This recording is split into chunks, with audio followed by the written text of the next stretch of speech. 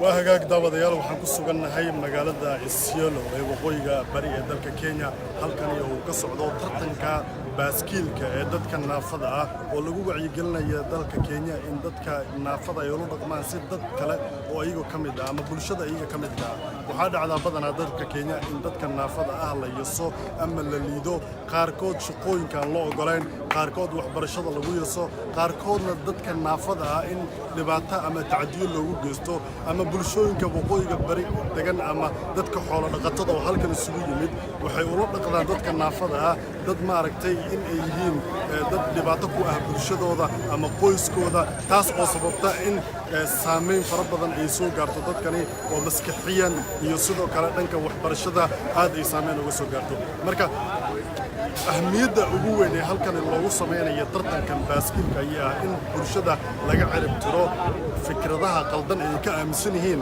ضد كنافذة وحالكن يقول السجن عبد كي أو كم إذا ضد كباسكيل كقطر تمية كسر جدا وقوي بريء ضد كيا عبد كي معها مركي يقول طبعا أو ترتن كان عاد كتب قاطو هالكن يعد ماتو ضد كبرشة يدنك ضد كنافذة قاب كيدلون maan sideed u aragtaan ama maxay iska bedelay tan iyo markuu bilowdo tartanka waa mahadsantahay tan iyo waqti aan bilownay tan iyo waqtiga tartanka aan bilownay wax badan ayaa iska bedelay waayo bulshadii aan ku dhaxnooleen dadka naafada ay kamid yihiin waxyaalo badan ay iska dhaadhacsiin jireen ruuxa markay arkaan naafada oo wiilshaa ku fadhiyo oo kale waxay iska dhaadhacsiyeen ruuxa inuu xanuunsan yahay oo istaal u baahan yahay ama ruux sida qal ka siin karo oo meel iska fadhina midda aawid marka waxyaalahan badan aan sameynay oo aan baraarujinay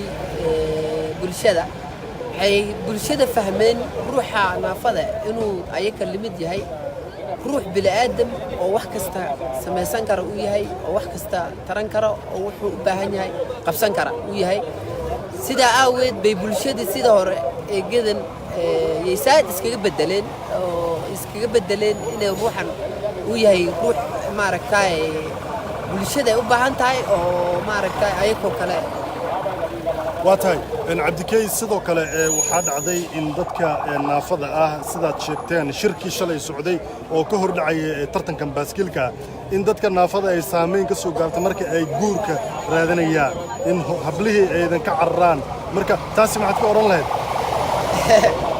taayid way iska dhacdaa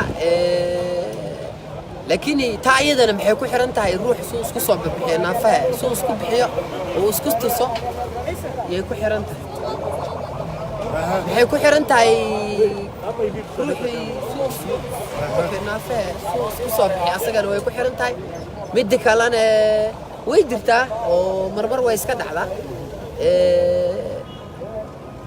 macnaha maxay u maleeyaan ruuxan markuu sida aan sheegay inuu ruux maaragtay waxba u qaban karin uu yahay markii uu wiilshaa uu ku fadhiyo sida aweed baan maaragtay dadka shidada ayay jirtaa waatahay kaas wuxuu ahaa cabdikey oo kamid ah dadka naafada ay ka qayb qaadanaya tartankan halkan waxaa isugu soo baxay madax fara badan oo ay ka mid yihiin laba wasiir oo dowladda qaranka dalka Kenya ah waa wasiirka shaqaalaha Ukuri Yatani iyo wasiirka ismaamul dejinta ee dalka Kenya Eugene Wamalwa dhammaantood ayaa waxay ka qayb qaadan doonaan tartankan si maaragtay ay taageero ugu muujiyaan in maaragtay dadka naafada ay yihiin dad wax qabsan kara bulshadana u baahan in taageero loo fidiyo waxa kale oo halkan ku sugan toddoba barasaab oo ka socdo gobolada waqooyiga dalka Kenya oo uu ka mid yahay barasaabka Wajeer Maxamed Cabdi Maxamuud barasaabka Mandera waqooyi bari Kenya Ali Ibrahim Roba iyo sidoo kale barasaabka Garissa Ali Bulo Qorane oo dhammaantood ayuu ka qayb galaya tartanka si ay taageero ugu muujiyaan balse haddii aan waxay hore u sii soconno aan idinku soo halkan joogo dad fara badan oo ka imaaday gobolada waqooyiga dalka Kenya gaar ahaan halka hadda joogo waxa isugu soo baxay oo jooga dadka ka tartamaya ama dadka ka imaaday gobolka waqooyi bari gaar ahaan gobolka Wajeer magacaaga saddexaad hadda igu bilaabo. walaal magacaygu saddexaad maxamed xaaji cali. maxamed xaaji cali, ma markii ugu horreysay aad ku qayb qaadanayso tartankan dadka naafada ah? tartanka dadka naafada markii saddexaad aan ka qayb qaadanayo waay. waa markii saddexaad ood ka qayb qaadanayso adigoo codka kor u qaadaya. saameyn intee leeg ayay arrintani ku yeelatay dadka waqooyi bari markaad fiiriso tartankan idinka aad samaynaysaan wax ma ka bedelay bulshada qaabka idinka aaminsan tahay? aniga ka mid ahaan maxamed xaaji cali maadaama nin curyaan aan nahay aad iyo aad ayuu ugu bedelay tartankan bulshada curyaamada hadka heerka ay magoora ka joogeen ama sida aan ula dhaqmaynin ma fahantay. waxaan dhihi lahaa curyaamada saanasaana waa dad aan la danaysan, waa dad guryada iska yaallo. markaan aniga hadda saan u soo baxay maasha allah waan la qabsaday waddanka socodkiisa orotanka wax walba. 2 jeer haddaan ka horan waa orday 2016 2015kii. wax guul aad ka soo heshay tartankaas? guul alxamdulilah. waddankayga adi mar lambarka 4aan soo galnay, mar lambarka 3aan soo galnay. waan ku dadaalnay, haddana dadaalka isagaa muujinayna. marka hadda maxaad ka aaminsan tahay dadka kale idinka idin yaso oo sidoo kale dadka naafada u qaatay in dad maaragtay sadaqa raadinaya ay yihiin ama dad rafaadsan dad wax bartay inaad tihiin ma idin aaminsan? waxaan dhihi lahay dadka walaalayaalkayna ha u qaadanina ina un dad aan naafanahay. ugu horraysta horta midda muhiimadda in laga hadlo u baahan ilaahayga subxaana qaadirka ay wada untay.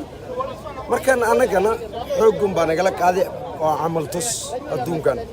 markan insha allah ha u qaadanina inaan dad idinka liitanahay. meesha aad waddanka ka haysin meeshada kale ayaan ka hayna. asalaamu calaykum waraxmatullahi wabarakaatu. sidoo kale haddii aan la hadlo aabba magacaaga saddexaad? axmed maxamuud aa leedhahaa. axmed maxamuud, gobolkee ka timid? wajeer. wajeer. tartankan naafada ma markii ugu horreysaad ka qayb qaadanaysaa baaskiilka mise? waa marka saddexaad. waa marka saddexaad. saddexdaa sana aad ka qayb qaadanaysa tartankan maxaa guulo aad ka soo heshay ama aad u aragtaa inay iska bedeleen tartanka maanta jira? guulaha aan ka soo hooy waxaa ka mid ah awal ciidoon la arki jirin jiis orda yaan la arki jirin yaa hadda ay noqotay inaan dadkii lugaha qaba la tartan oon qayb soo hoyno oo la dhahaa allah maasha allah jiisaska intay ayaga meeshiin annaga wax ka hayna ka daranay ka qabsanayaan. marka sidaa daraaddeed wax badan aan u arkaa inaan ka faa'iidnay dadkan aan wax tusayna. waxaa dhacdaa dadka naafada ah in loola dhaqmo si kale oo dadka ay u arkaan dad aan wax baranin, dad la yasaya ay yihiin. marka maxaa iska beddela is leedahay hadda dadka naafada qaabka loola dhaqdo tan iyo markii tartankan baaskiilka uu bilowdo? aad iyo aadaa loo raystay oo waa la soo qaybgeli. dadkii awal aqlaha lagu qarinayay hataa waa la soo bixi oo marka loo dadaalayaa inay hataa kuwii lugaha biro loo geliyo, inay countiga ay taxgeliso, in lala tashado marka oo la yidhaaha maxaa kuu dhib eh kii cilmi lah la taxgeliyo shaqo la geliyo yaa maaragtay taasay kor u soo qaatay orotankan markiis bilowda ka dab aad faa'iido weyn. waa hagaag daawadayaal aad iyo aad ayaad u mahadsantihiin dadka BBC Soomaali sidaad ugu tacantihiin. waxaa goordhow halkani ka bilaaban doono tartanka baaskiilka ee dadka naafada. saaga u jeediin waxaa la sii wadaa calankii lagu furi lahaa tartankani oo wasiiradii iyo madaxdii tartankan ka qayb qaadanaya ay halkan soo imaadeen.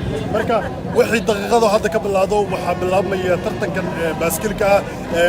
tartankani ayaa waxaa ka qayb qaadan doona dad fara badan oo ka soo jeeda gobollada NFD-da loo yaqaan iyo waqooyiga bari Kenya. marka dib ayaan idinkugu celin doonaa hadhowta dambe markii la gaaro iyo tartanka meesha ku dhan qofkii ku guulaystana wuxuu heli doonaa 100,000 oo lacag Kenya, taas oo ah $1,000 oo shilinka Mareykanka ah. marka sidaas iyo nabadgelyo. magacayga waa Ciise Xaaji Cabdille. dib ayaan idinkugu soo noqon doonaa.